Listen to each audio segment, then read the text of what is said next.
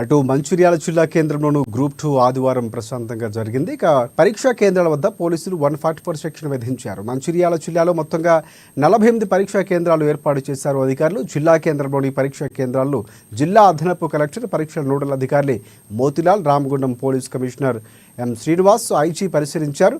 పరీక్ష మెటీరియల్ ఉదయమే పరీక్షా కేంద్రాలకు చేర్చామని తెలిపారు. పరీక్షా కేంద్రాల వద్ద 144 సెక్షన్ అమలుతో పాటుగా జిరాక్స్ సెంటర్లు మూసివేశారు.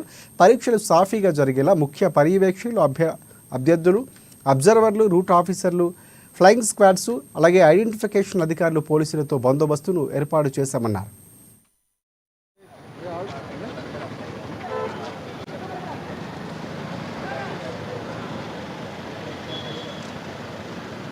నమస్కారం.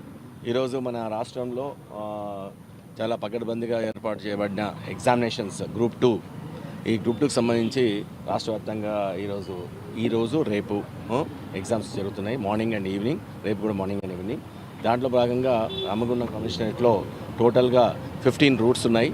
మొత్తము 66 సెంటర్స్ ఉన్నాయి. సో ఇక్కడ దానికి తగ్గట్టుగానే మనకు స్కేల్ ప్రకారము ఇంతకుముందు కూడా గ్రూప్ 1 అండ్ గ్రూప్ 3 మనం ఎలా అయితే ఎగ్జామినేషన్స్ని పకడ్బందీగా చేశామో, ఒక వారం రోజుల నుంచి కూడా మనకు ఈ ఏర్పాట్లు జరుగుతూ ఉన్నాయి.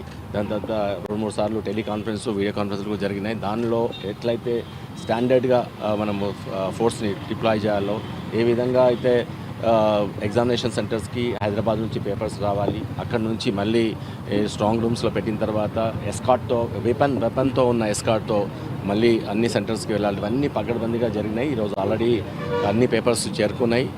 ఎగ్జామినేషన్స్ కూడా స్టార్ట్ అయినాయి. ఏవైతే క్యాండిడేట్స్ ఉన్నారో అందరూ కూడా వెళ్ళడం జరిగింది.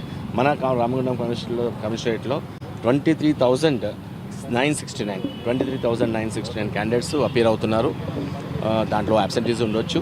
తర్వాత ప్రతి సెంటర్ దగ్గర కూడా మేము ఏర్పాట్లని అధికారుల ఆధ్వర్యంలో అట్లీస్ట్ ఒక ఎస్ఐ అండ్ సబ్ స్టాఫ్ ఉన్నారు. దాంట్లో ఈ చెకింగ్ చేయడానికి కూడా ఉమెన్కు సపరేట్గా లేడీ కర్టన్స్ పెట్టాము. అందరికీ నమస్కారం.